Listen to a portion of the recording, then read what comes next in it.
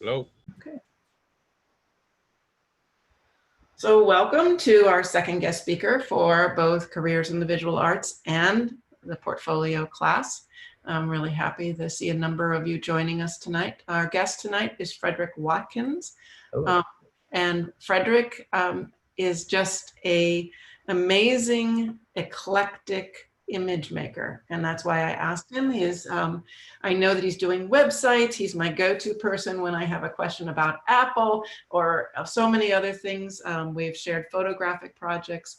I know he does design things, and his drone work is super interesting. So I welcome you, Frederick, and I'm going to let you do the rest of your introductions and sharing. And thank you, everyone who's here. Thank you for having me, Kate. It's good to see you. For everyone, whether or not you read my bio or not, I've been doing photography for a very long time. I've been doing visual arts for a very long time, and several other endeavors into the art world for seems like eons. I keep telling myself and other people when they ask, I've been doing it for 100 years, or at least that's what it feels like. And then people start trying to guess my age, so we won't play that game.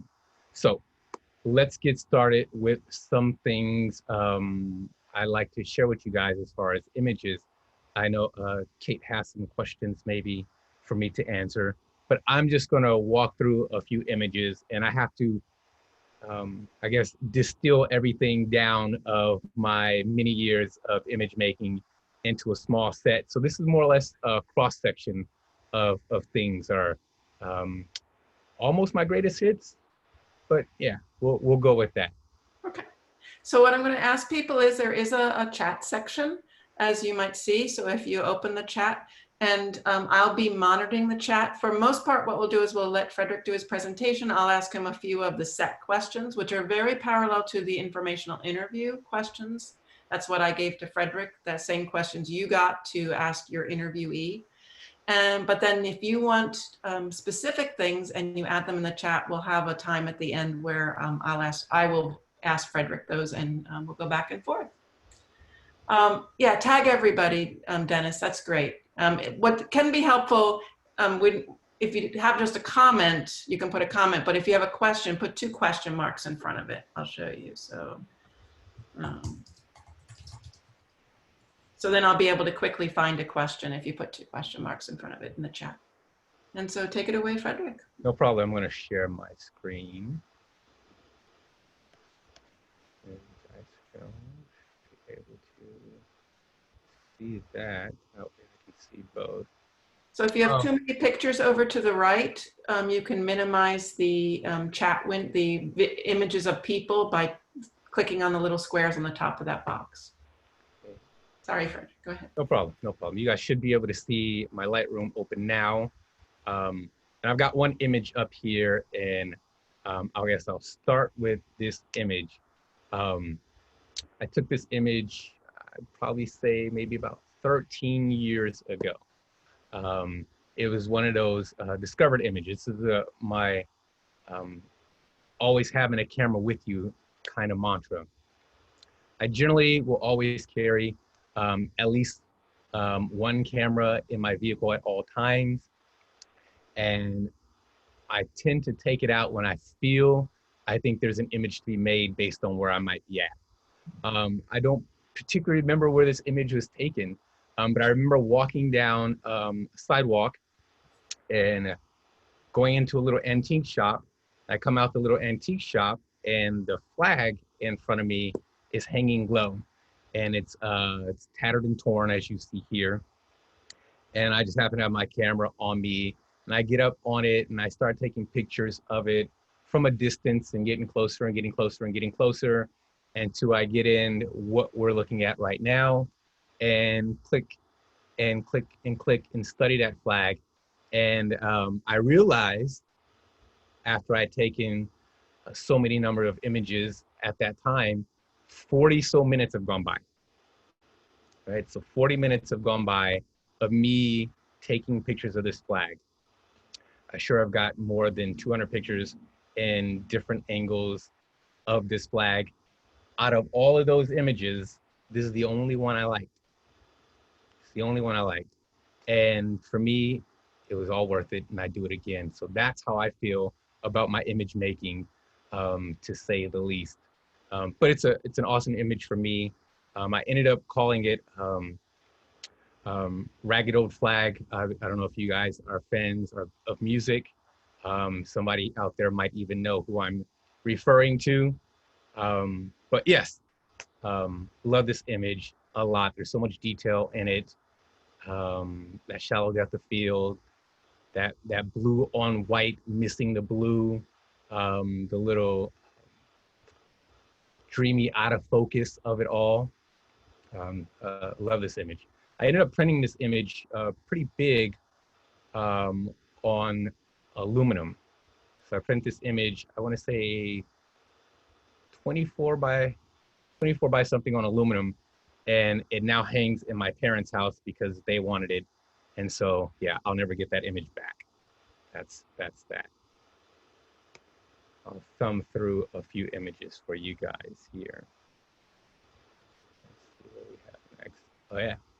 So the next couple of images you're going to see are some of my earlier images. I've been doing photographic endeavors since I was about 13 in the real sense of making photographs. I started earlier than that, teaching myself how to use the camera, but I was pretty serious by the time I was 13. And at some point around right after high school, I just would venture out and go take photos pretty much anywhere.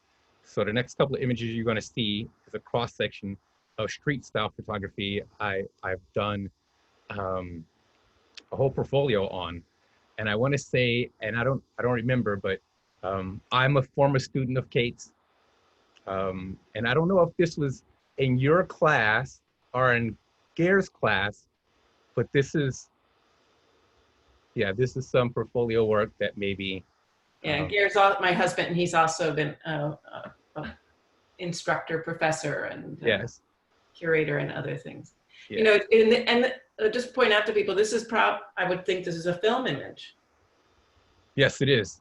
And we can really, and some people now have really become fond of the look of film, despite the availability of digital. And when I see the sense of the sky and the way the flag and the sky and the people and the light, I mean, it's just like, this is film. There's something tactile about it. And there's a real resurgence in some of those materials because of that difference. Yeah, very true. And I used to carry around rolls and rolls and rolls of film in my pocket.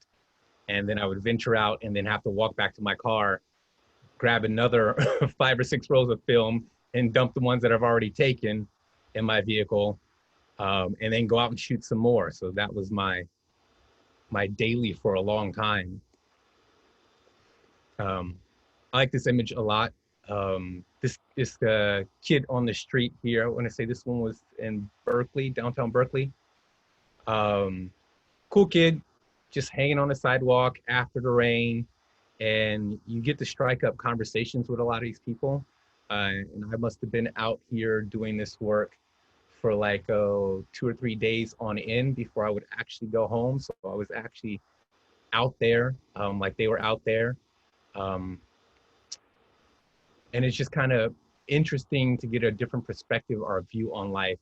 And so I was actually like, he's hunched up down after the rain, just at eye level with him, and just having a conversation back and forth and casually taking a few images every now and again. And this is one of those images from that conversation. Here's a good one. It's really Americana for me, this image. This guy with the cigarette half hanging out, barely hanging out the mouth, the ripped jeans, you know, the state of, I'm here, I see you, you see me, what are you doing, what am I doing? And we're kind of having this visual connection.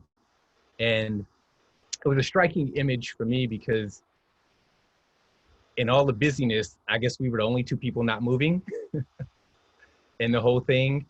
And it really ties together what he is and what he looks like versus all the ads and everything else going on around him. The Levi's, the 501, the Marlboro, you know, he's kind of invoking the advertisement or reflecting those advertisements that we see along the street side for some of these storefronts. So another image that I liked out of this, the street work.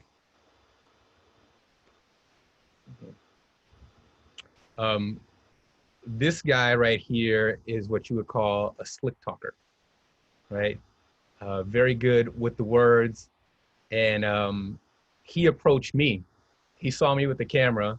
He approached me and he asked me if I knew who he was. And I thought it was strange. And I was like, no, I don't know who you are. But his style, his confidence was pretty engaging. And he proceeded to just strike up a general conversation about me, about pretty much everything. He was like a street philosopher type of person.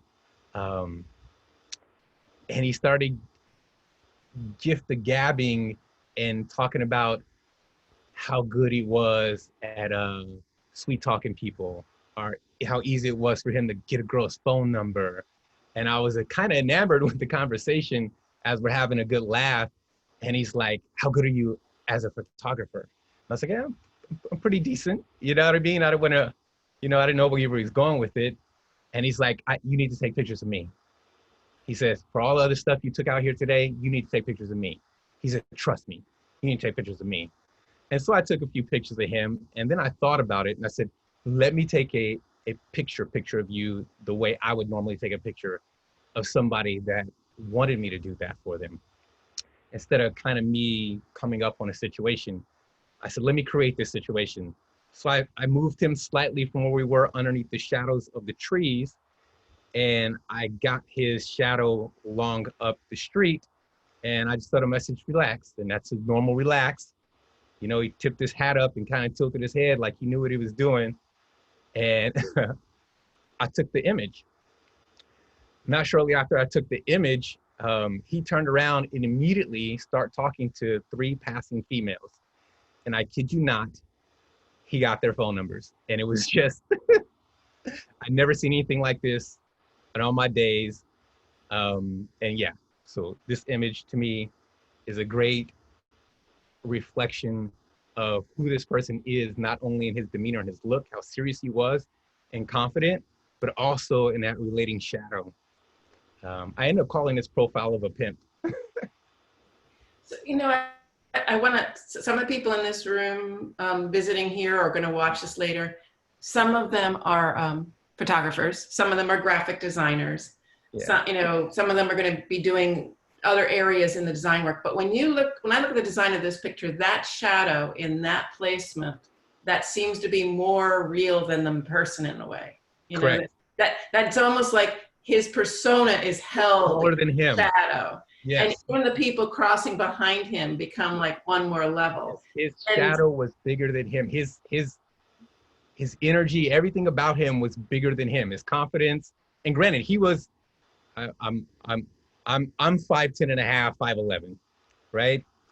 This guy's 8 inches shorter than me easy, right? So he wasn't that tall, but yeah. Interesting. This is another one for me that I like, that whole juxtaposition of everything. We have the guy that's up against the wall, doing his own thing, muttering to himself, and I'm waiting for the interesting thing to happen. I would post up in certain areas because I saw the image, but it just wasn't enough activity at the moment that I'm in that position. And so I'm waiting for the thing to happen. And this gentleman looks over as this other gentleman is passing by, and he's really pushing him with his gaze up against the wall that says post no bills, right? I end up calling this image Bill. So I like it for that gaze. Like, for me, yeah, Kenny Loggins, yes. Yes, he does kind of look like Kenny Loggins. But for me, he's that other gentleman's gaze is really the thing that forces him up against the wall, not him walking along the wall as not to disturb anybody that he might be passing by. So yeah, the dynamic in there I really liked. Let's move on to the next. So this is an image where you actually chase or hunt down. I'm exiting an off-ramp, and the guy's there with the sign as I'm passing by, and I'm over 2 lanes over, and I can barely see this guy. And I notice as I'm going by, the sign behind him, it says, "Expect delays." And I was like, kind of funny. And I made it cross the street and cross the light, and I parked at the gas station and ran back over the center divide and crossed over the other side of the off-ramp where he was actually up against that wall, and asked, "Do you mind if I take a few images of you?" He said, "Yeah, sure, go ahead." He said, "Do you want me to do anything?" I said, "No, just be there, just like you are right now." And I took 3 shots, and this is one of the ones of those 3 shots that I like. And sometimes you do have to get out there, and it's a little bit dangerous and, cross oncoming traffic. But yeah, I just like, again, that juxtaposition of that, expect delays from this vet. And again, the previous images that you're looking at was film. So these are film images, printed and then scanned. So you guys can see them here. And I would point out here the point of view. Where is the photographer? And even, whatever your role in making an image is, seeing where Frederick was in this image, like, makes the whole picture. Yeah. Because he's looking up at this Vietnam vet and all of the layering from the sky and everything. It just, that point of view makes such a difference. I was trying to force the line directly to him and getting at the right height where the sign's just above his sign. And the first shot, it wasn't right. And the second shot, I'm trying to line up. And granted, this is film, so you have to get good at your approximation of what you think is happening, because you can't see it on the back of your screen. Oh, emotions. That's a good question. So I can, why don't I read the questions, because we have the recording. So the first one is, what is essential for creating a good photograph? That was the first question that came through. And then we'll do a few questions, and then we'll let Frederick show some more work. But I think that one's good. I'd say what's essential is being ready to be involved in the moment. I've been guilty myself of seeing an image and not doing what I did here in what I just explained with this image of expect delays. Not parking the car at the gas station across the street and then running across the street and hoping I got the light with my camera in hand, and then crossing over where that traffic is coming off of the freeway to get to where he is. I've done that many a times, and at the same time, I've passed up opportunities, and you get 2, 3, 4 blocks down, and I get mad at myself. And I know if I turn around now, the image is gone. Taking the chance when it's there. Taking the chance being ready. You have to, whether it's having the film, whether it's having the batteries, and then having the decisiveness to stop. Do it. And sometimes it's just an exercise. You're not going to get maybe this image. Right. But the fact that you got out there and you did it, that is the one up.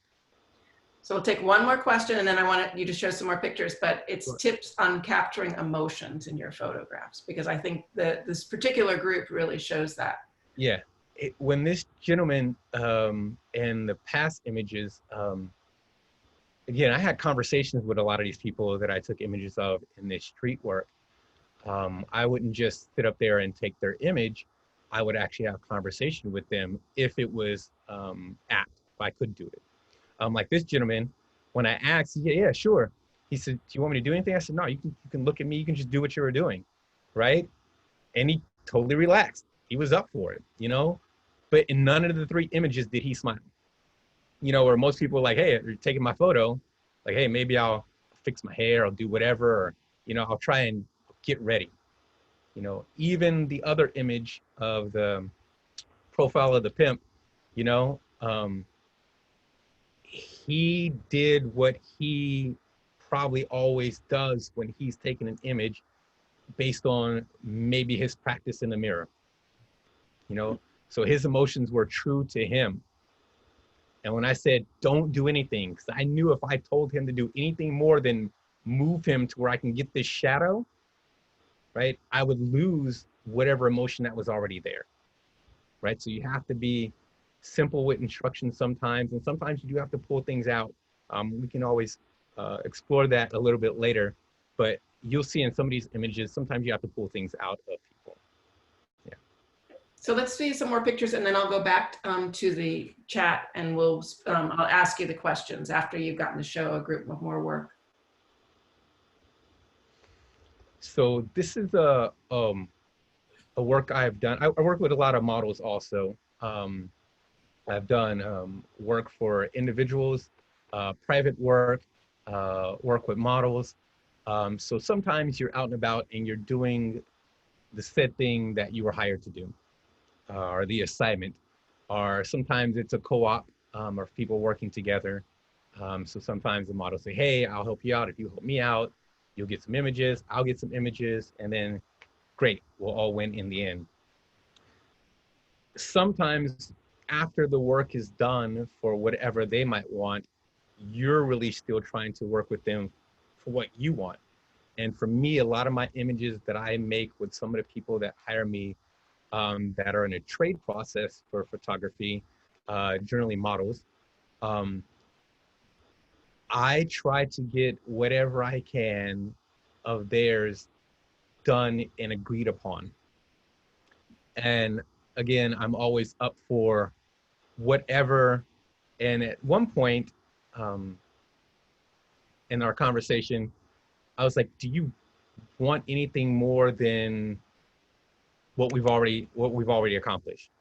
And she's like, yeah, I just want casual stuff, right? Casual, normal interaction stuff. And I was like, okay, tell me what that means. She's like, you know, like little snippets. And I was like, oh, I like that. That's what I'm good at. I always like the moments that people are doing certain things. If somebody kind of brushes their shoulder, I can crop in and I can see that movement and them brushing their shoulder, and that's the image that I want. So for me, these are some of those images that I created in those sections. I was like, you just be you, and I'll move around you to figure out those little pieces. So Frederick, were you doing work like for their portfolio as a model? Yeah. So it was a trade. You're doing shots that they're going to use and show and ready to work. Correct. And then you get the extra shots that are sort of the heart of what you do. This again is film work. So I said, hey, I'm gonna shoot a lot of film. Do you mind? It's slightly a slower process. You know, and at the time this image was taken, digital wasn't as good as it is now. At that moment, processing digital was harder than for me taking out and shooting film. Yeah, so for this image or these certain images in particular. Let's see the next one. So this is the same. After we're done, you just relax. I'll move around you. You know, you don't have to say anything. You don't have to do anything. If the light's not right, I might tell you to tilt your head or this, or move you in a slightly different position. But I'm now working what I want after we've already agreed on what she wanted. Mm-hmm.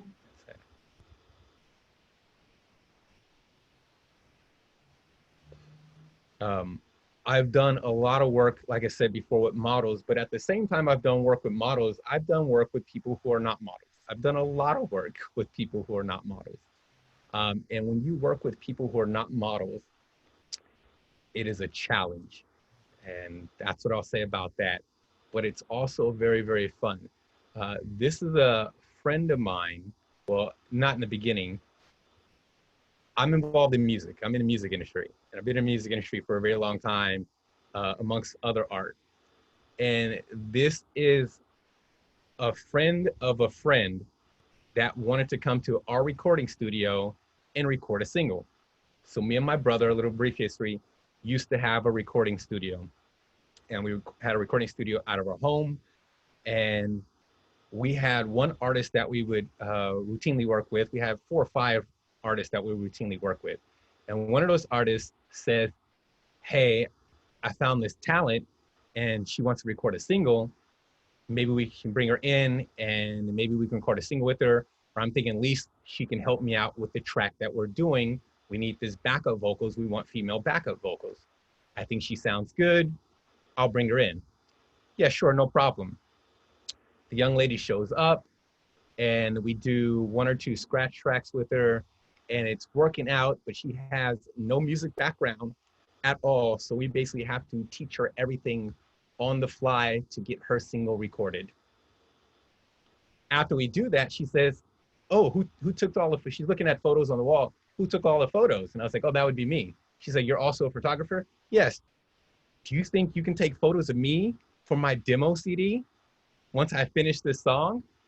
Yeah, sure, no problem. So we ended up a week later going out and taking photos.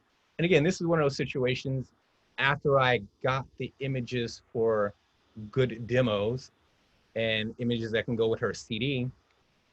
This is me working what I want out of this, right? She's getting what she wants. This is me now turning over and making it slightly more artistic and a little bit less business.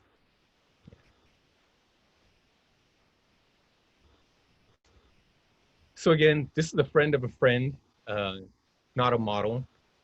Always wanted to model because her cousin modeled. So since her cousin modeled and I knew her cousin, she's like, oh, would you take photos of my cousin? I said, sure, no problem, I'll take photos of your cousin. And she says, where do we want to take photos? She's like, oh, I think I like outside. I said, great, we'll just walk around and take some photos in different places outside. And you get comfortable enough with people when you work with a lot of people and understanding kind of who they are and taking a little bit of time to approach something a little bit more delicate and playing off of their personality. This image is again on film and it is hand colored. For those of you who don't know what hand coloring is, it's where you take oils, pastels, or something like that, and you actually color on the surface of the print. So this is the silver print. So this is actually a traditional print, and then hand colored inside of here. But yeah, love this image. This is her cousin that models. So that's how that image happened. So she was a person that I got introduced to through another associate who was a photographer. And she's always looking for somebody to take her images and do more model work for her. Sure, no problem. We started doing a lot of work together. Every time she wanted new photos, she would just call me. And I guess I was her go-to photographer for a year or more. And that's how I ended up meeting her cousin. And they became good friends, and I'm still good friends with both of them, even though we're much older now and they have kids and married. But yes. Now, is this a transition to color? Is this color print film, or is this the beginning of your digital explorations? This is still film. So this is slide. This is a slide. This is for chrome. Yeah.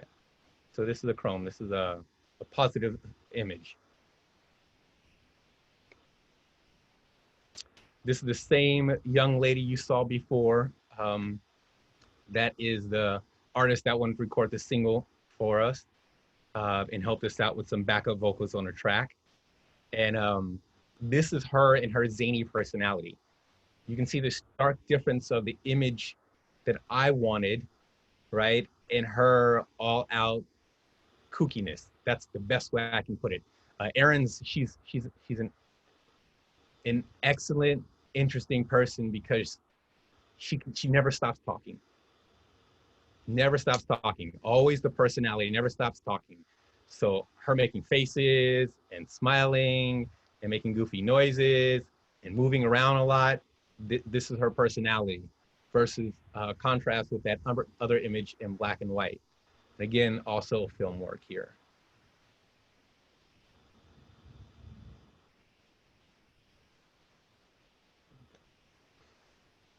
So this is an image of a model that we hired to help out with some promotional material for one of the artists that I used to represent when I was doing music more.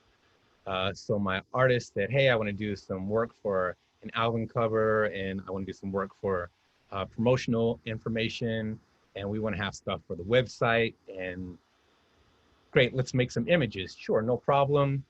What do you have in mind? Oh, I want an image of me, maybe poolside. Maybe I want some young ladies, and we're all just kind of, because he's a rock and roll alternative type of pop artist. And great, no problem. I'll search out some people that I know, and I'll try and find some people, and we'll try and make it happen. So this is one of those during the breaks in between stuff of us doing some promotional video work, because we were also shooting video to have promotional video work, and also doing a photo shoot at the same time. And I asked, I was like, hey, this light was perfect where she was sitting. And I said, don't do anything different. Just lean forward a bit. Right? And she just leaned forward a bit, and that was it. So this is one of those almost behind the scene type of images while other things were going for the work we were actually there to do.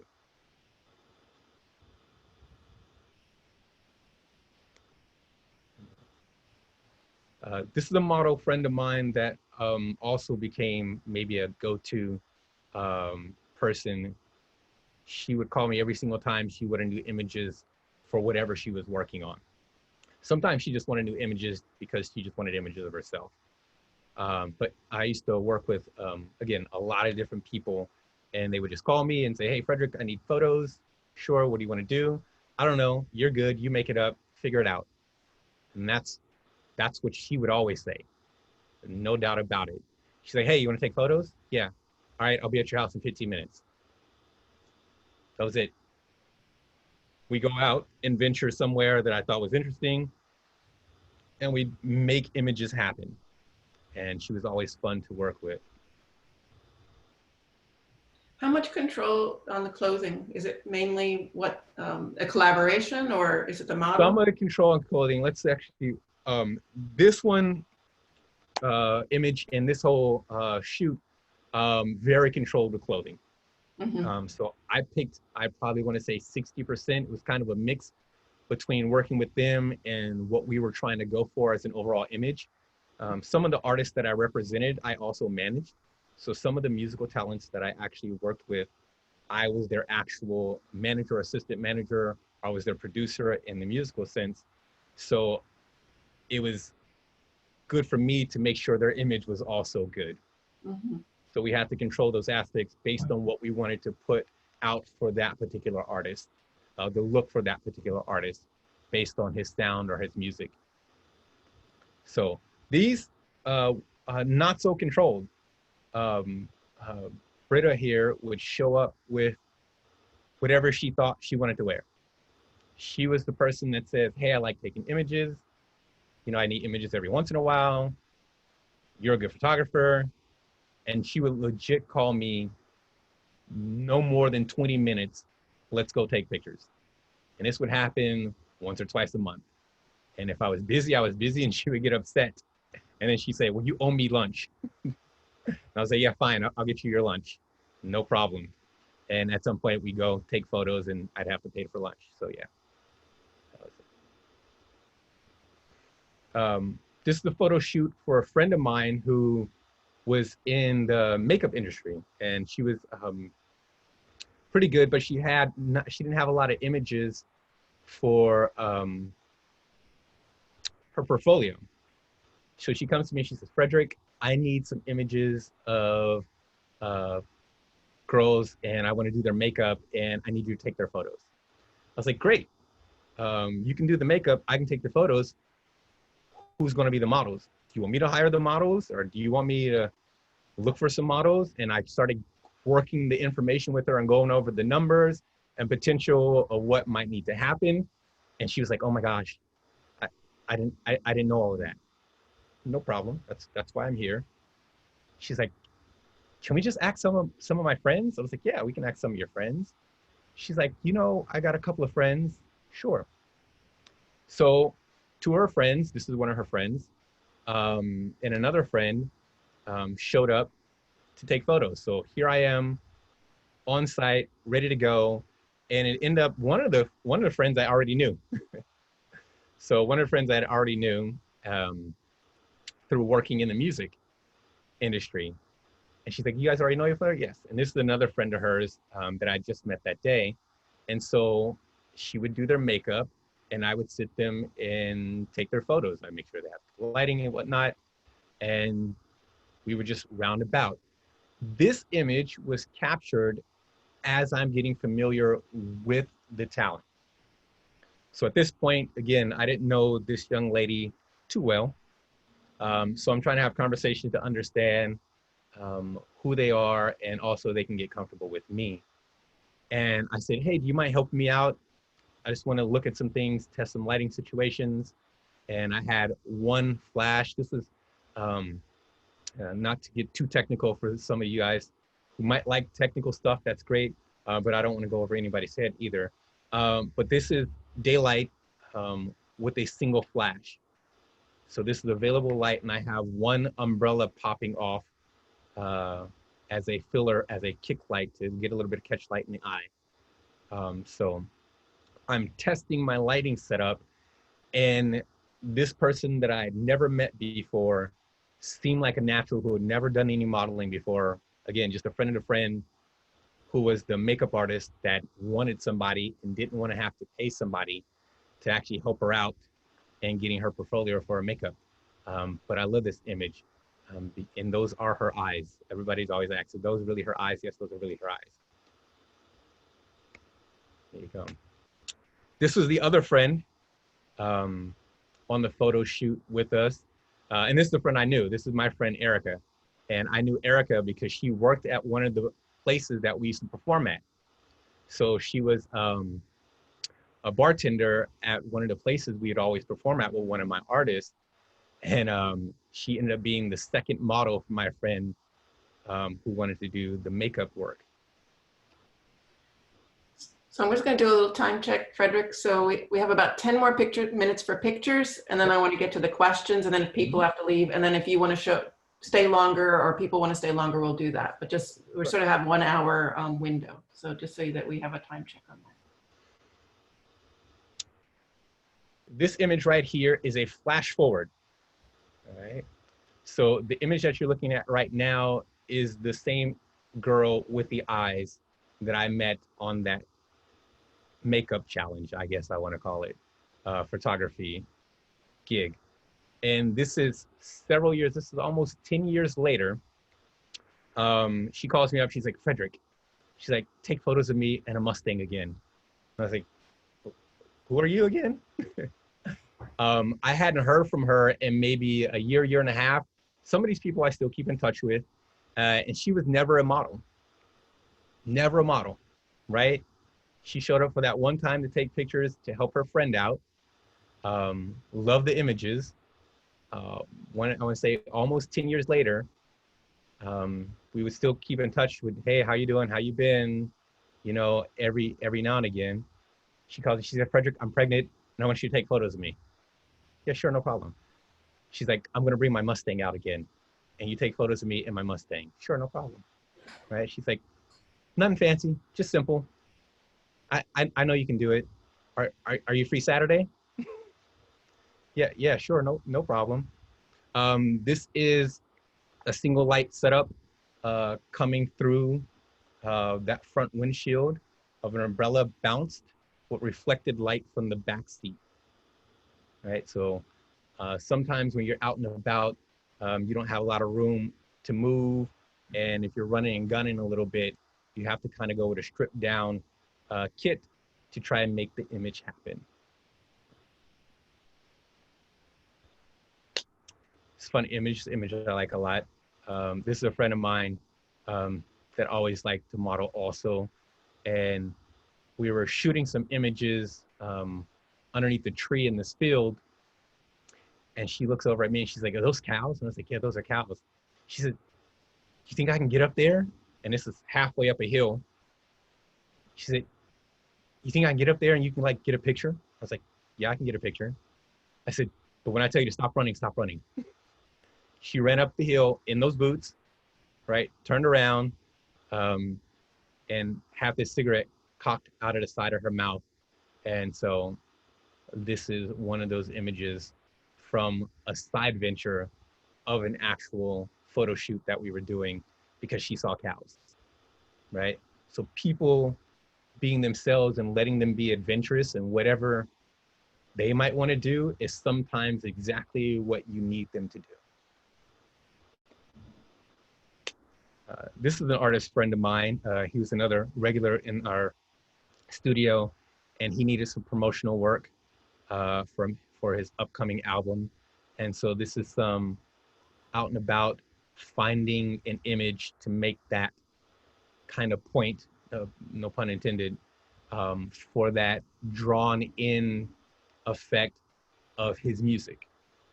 So I like this, him being a hip hop artist, this was a great image for him.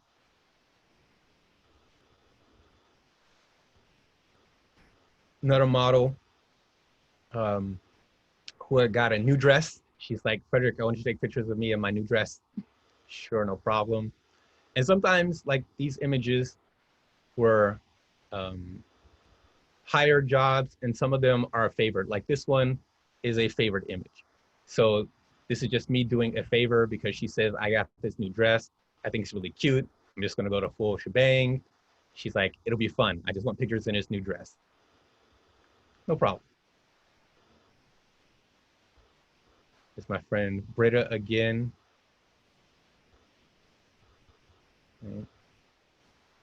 This is an image of another shoot we were working for an artist. Again, this is a side image to the main photo shoot as she's sitting waiting for her part to come in for the video work. And at the same time, we're also doing promotional photography work for the actual artist that's there. So she was one of the models as a background girl. And this is her just acting goofy on the couch. And since I wasn't needed immediately on a set, I actually grabbed one of my flashes and turned the flash on her and popped that flash while she's sitting here on the couch waiting for the next scene. This is some studio work. I did a lot of studio work also. So some of this stuff is indoor studio work for people. And it's, again, this is somebody who's, again, not a model that's just, "I want a headshot." So a lot of times you're looking for somebody that wants portrait work and they find you and they say, "Hey, I want portrait work." Sure, no problem. Come on into the studio and sit them down for a little bit of portrait work. Again, same thing. More of my portrait work, in-studio portrait work.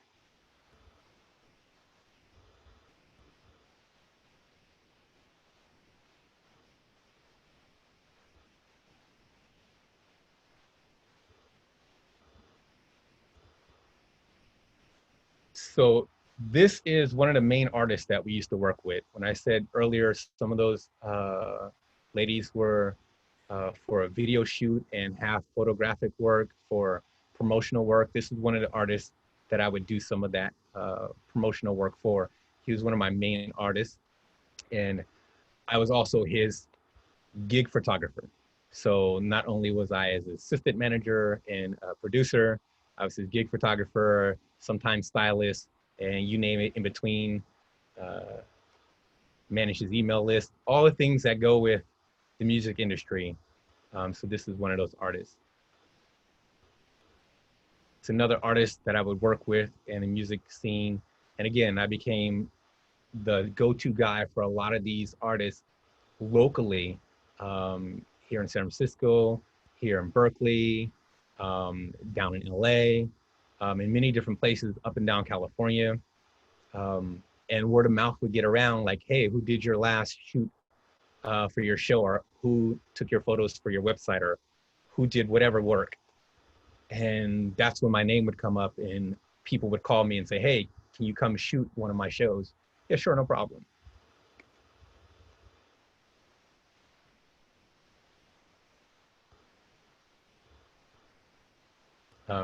This image here is a photo shoot of an artist friend that was formerly a coworker. So actually both of the guys in this image are my former coworkers, good friends of mine. For several years, I worked for Apple, and these two gentlemen also worked for Apple. And we all knew each other. We were all involved with music. And so we would chat on our breaks and little in-between times and talk about music stuff. They later, a few years later, put a band together, and they do shows together now. So their side thing is they have a small band, and they say, hey, Frederick, come out and take photos at one of our shows. And like I do, I go out and take photos, right? I'm not going to pass up an opportunity if somebody invites me to come out and take photos for no reason at all. And plus, it's great to see some of my friends, former coworkers, in that line of work, because again, I'm a music fan at the same time. This is an image that kind of sums up my childhood. And I say that because that's a shared toy. So this is out in the area where my grandmother stays, down in the valley, and she stays on a couple of acres of a farm. And this was one of the toys I grew up riding on, and several other of my cousins grew up riding on, and family members. Every time we would go out to visit our grandmother, and I found it out back behind one of her storage containers. And I'm looking at it, I'm like, this can't be the same thing that I used to remember. It can't be the same thing. And it's literally as I found it right there in the field. And I'm like, all the years I've been down here as an adult, I don't ever remember seeing this. So I'm thinking it was probably in one of those storage containers, and some of my younger cousins had probably played with it recently and left it out behind the storage shed. And I'm thinking to myself, why does my grandmother still have this thing? But it was just an interesting image to me of this thing just sitting out in the middle of the field.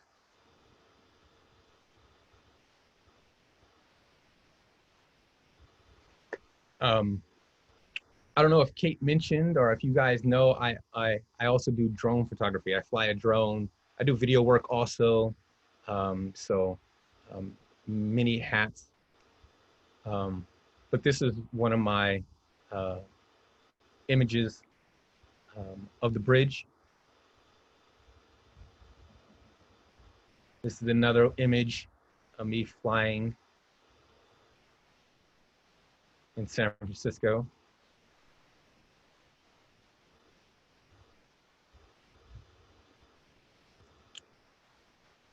This image here is not a drone image. So after I flew my drone, I waited around for the sun to get a little bit more, setting, get some colors in the sky. And again, I always have multiple cameras with me. Besides my drone, we have on hand normally 2 to 3 cameras with me. So this is one of those images that I was trying to capture this image here, I was trying to capture this image without birds. I'm sitting here and there's so many, and these are pelicans flying by. So many birds flying by and so many birds in the air. I want that clean, in my vision, I wanted a clean, crisp image, no birds, right? I don't know how many images I took, but all of those images except for one had birds.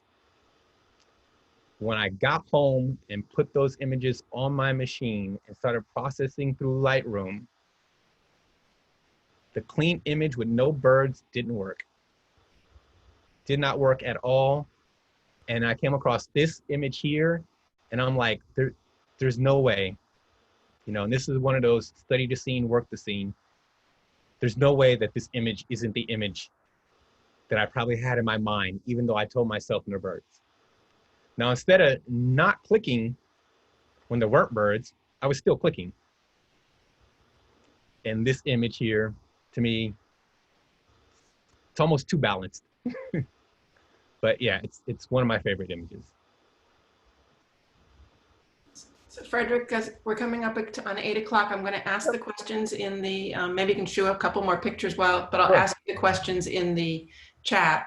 The first question we didn't get to yet, are you able to develop your own film? So can you talk about film, digital, and what your range of skills are? Yeah, I started with film. Again, when I started, there was no such thing as digital. I guess maybe there was, but nobody had their hands on it because it was too expensive. And I learned the craft of developing film and understanding lenses, because you have to understand that you don't know what you're going to get until that film is developed, and understanding whether or not you have the shot, specifically the settings correct and everything as you were going. And it's one of those skill sets that I want people to learn nowadays, but at the same time, in my teaching people photography, I don't want them to learn, because I don't want them to struggle like I struggled. But my images, based on my film background, made me proficient, made me very proficient. But now you shoot primarily drone and digital. Yes, I still shoot film, I'd say maybe every month or so on occasions. And of course, there's several ways and places you can develop film. I have the privilege of working at Photo Central. So there's also people who will develop your film for you. If you're going to have your film developed, and I'm specifically talking black and white film, negative film, make sure it's local. I'll give that tidbit of advice. Make sure you can go to some place that you can hand it to them, and they do not send it out, they do it in-house. Right? There are other places that people say are reputable. I just feel more comfortable knowing that the person I hand it to is going to do it somewhere in this building, and it's not going to go to another state or another country and then come back in a week or so. Mm-hmm. Right? That's just my preference, because my images are very precious to me. But yes, I do all my film development. I do all of my printing, all of that. And there's several different places in and around the Bay Area, maybe when all these places open back up, that you can actually still do this traditional work. But then you also, you're printing, like I know the picture of the Golden Gate Bridge you printed on Canon, and it was printed digitally. Correct, yes. So does every photograph need to be processed through a computer program? No. The earlier work that you saw in the beginning, the street work and some of the model work and those images in black and white, and even some of those images in color, either were done on negative film and then printed in a traditional fashion, are done on slide or color negative, right? Mm-hmm. And printed in a color lab at a traditional fashion. So I actually went inside, put the negative in the enlarger, shine light down on a piece of paper, and ran it through chemicals. So that is the process of those images. I just later digitized those images just by scanning what I already produced, right? So that's why I have them here on my machine. So no, they did not have to be ran through software. And do you follow the rules of documentary photo editing? And how do you feel about editing other than for exposure and white balance? If I know I'm out shooting something more documentary style, I used to work for the newspaper at my college for a little bit and do photography for them. So those rules I strictly adhere to. I never, ever go outside of the mark, other than, hey, it needs to be a little bit brighter. That's pretty much it. So those images in that documentary style, I stick to those rules.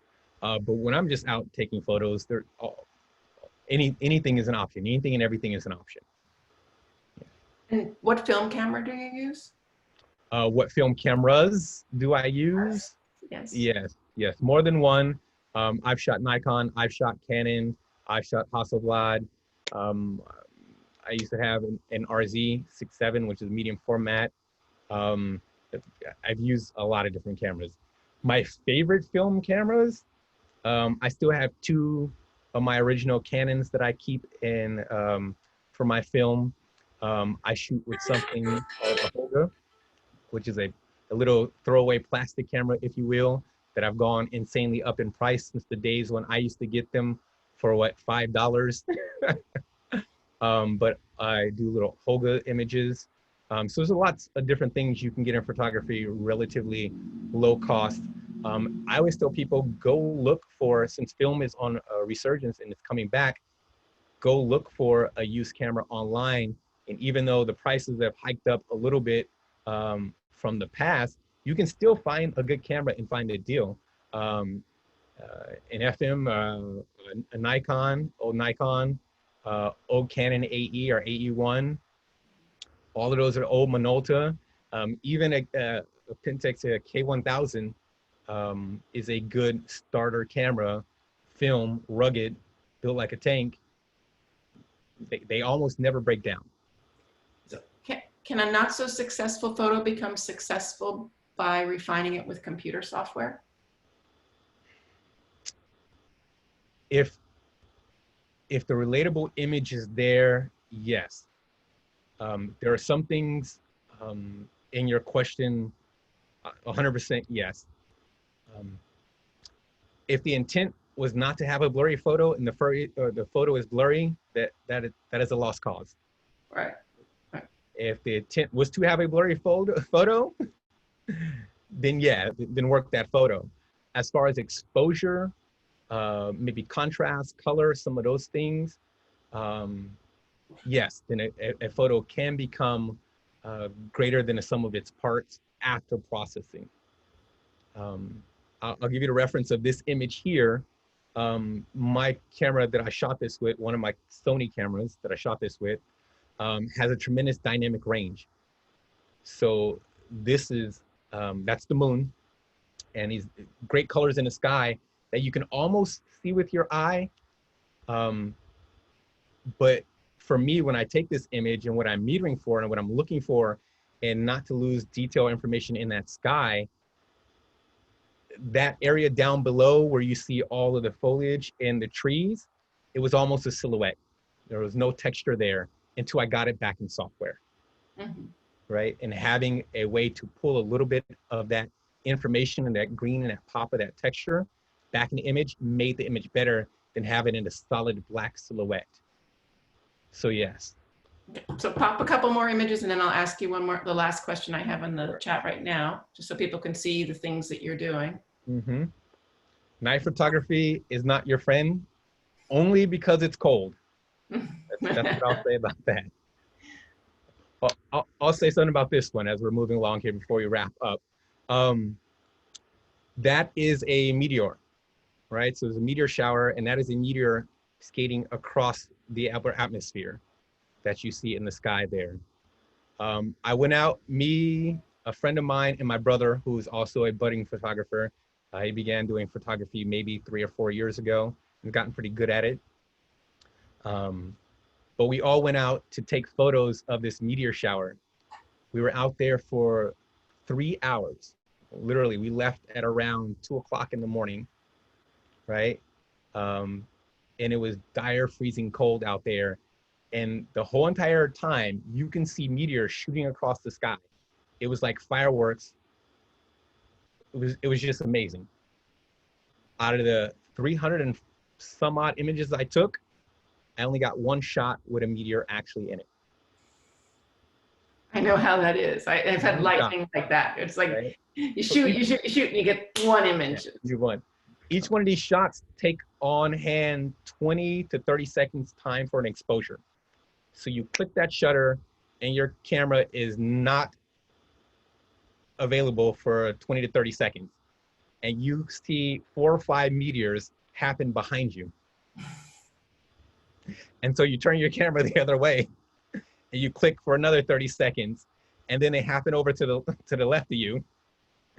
And then you figure, well, I'm not going to move my camera this time, because for surely if they happen to the left, then the right, you shoot again.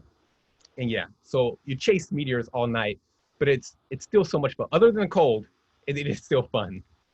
That's all. That's the only complaint I have. So what other skills besides being a proficient photographer is necessary to be a successful portrait photographer?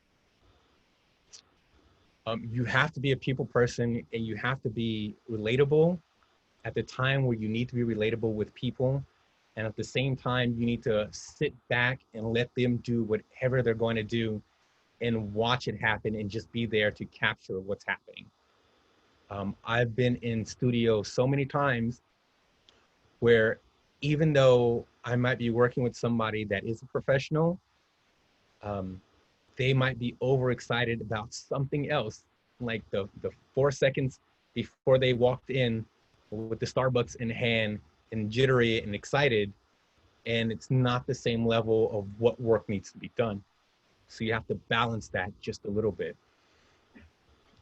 Other than knowing some predetermined poses and situations and a little bit of technical information, if you're working with non-professional talent, that's how you grow your skill. Because once you actually work with somebody with talent, it's pretty fast. It's pretty even, it's pretty fast. You understand, they understand, and things get going pretty quickly, especially if there's actually money involved, or there's an art director there, or somebody else looking over your shoulder of what needs to take place. So you're there to be the professional in understanding what needs to happen, how the lights need to be set up. You're there basically to direct. You know, somebody else might be doing hair and makeup. Somebody else might be doing wardrobe. Somebody else might be doing XYZ. You're there to specifically just direct, so you make sure the client is getting what they want out of that time in studio. But when it's non-professional, again, whether it's your family member, a friend who's inspiring to be a model, or whatever the case might be, that's where you learn the skill set of being a good portrait photographer. Well, that's an official closing if anyone needs to leave, because I did say this was 1 hour, but Frederick, if you're willing to share a few more photographs. Sure, yeah. And we'll maybe just take another 10 minutes or so. Yeah. So thank you everyone who was here. And if you want to stay longer or you have more questions, please put them in the chat. Go. I'm loving seeing the range of your work. Yes. So let's take a gander at some images. So now you would be working with the Sony at this point? The Yes, larger digital camera. Mainly my Sony at this point, unless I decide to pull out a roll of film from the refrigerator. And you know, I don't think we got it in the discussion, but I know that you do websites, you do design, and you do the photography. And I think we sort of caught that in the discussion of the music, where it's like maybe a full service. Yes, I've done pretty much all those things that had to encompass promotional type of stuff. So I used to do a lot of web design for a lot of different artists in the music industry because I was already doing their graphics and their photography. So it's a natural thing to just pick up one of those skills and then do that type of work. I've been doing graphic design for a long time also. I picked up graphic design back in high school. And so I thought that was a good skill to have, and which helped me a lot, especially understanding different color palettes and all that information. But yeah, design, I'm very strong and focused on. Also, I would have to make the flyers if we had a show. I would have to change over the website if we had something.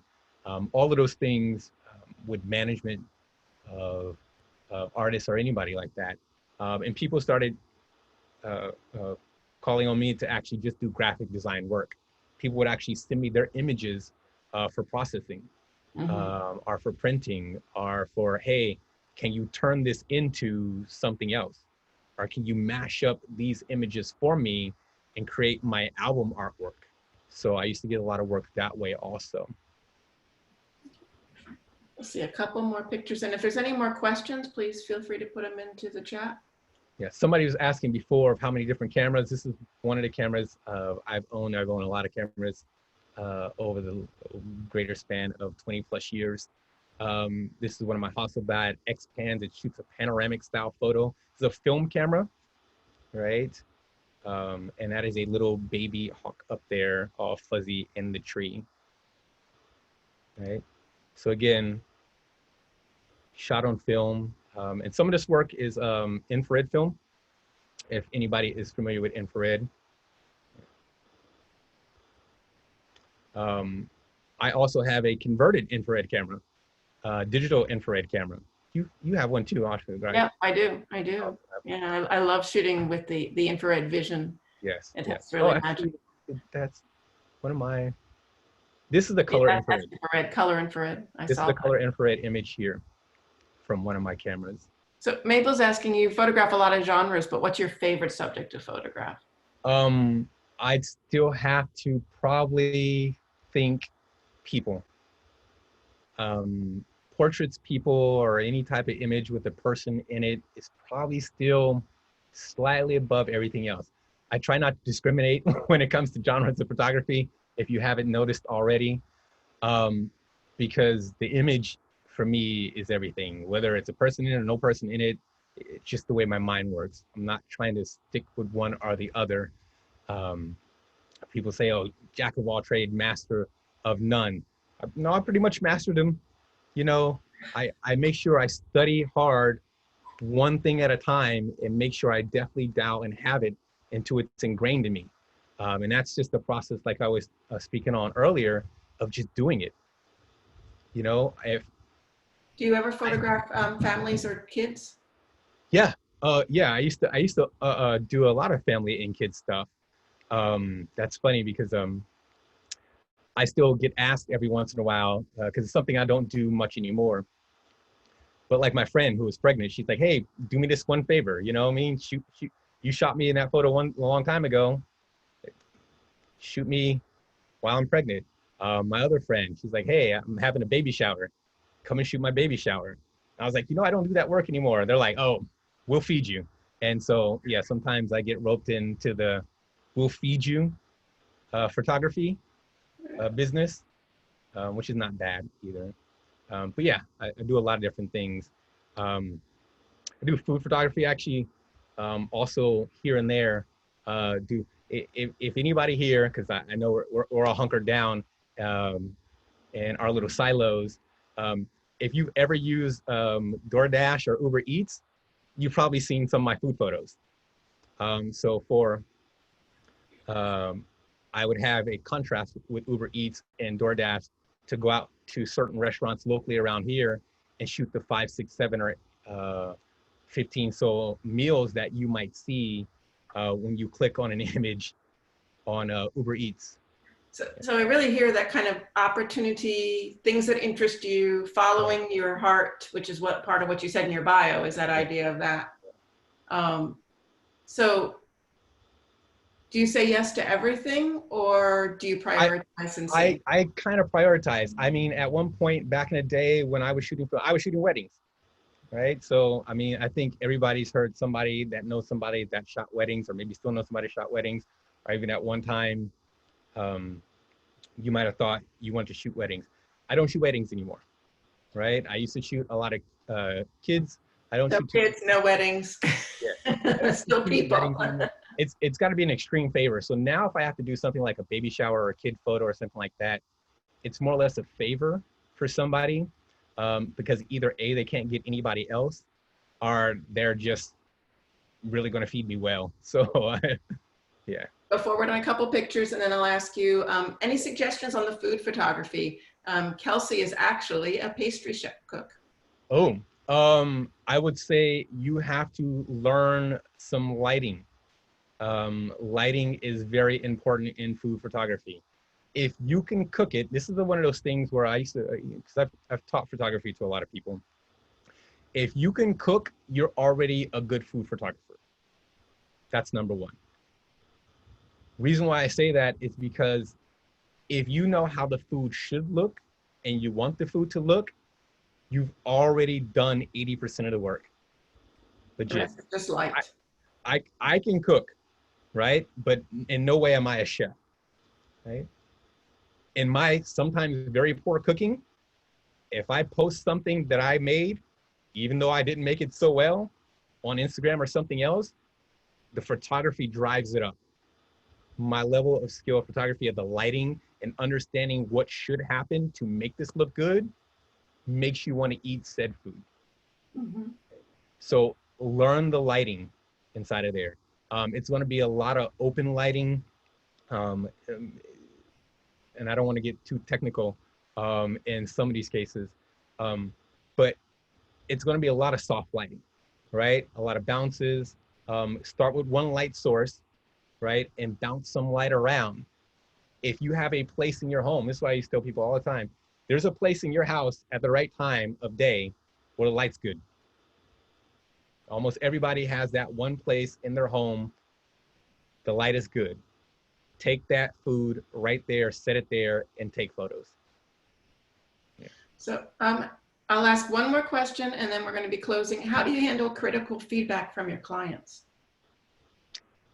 It depends. If I have something that I'm kind of working together with somebody on, generally speaking, if I'm working with a client and they're looking for something specific, we go over it extensively. We have a conversation before it.